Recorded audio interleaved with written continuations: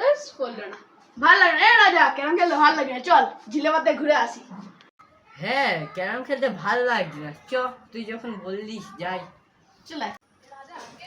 খুব মজা আসবে, ঠিক আছে? কেন মাঠে কি করবি?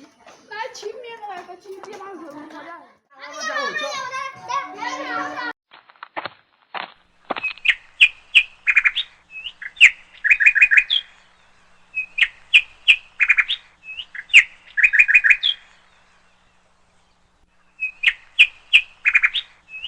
তোরা এই গল্পটা শুনেছিস? আরে ভাই কি বলবো?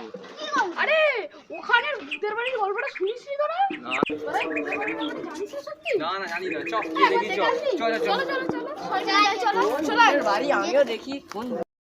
এই হলো সেই বাড়ি যেখানে লুকিয়ে রয়েছে হাজার হাজার বছরের রহস্য। জঙ্গলে ঘেরা বনময় এক পরিবেশ, যে দরজায় হাজার বছর ধরে ঝুলছে তালা। কি পারবে এই ঘটনার সমাপ্তি ঘটাতে?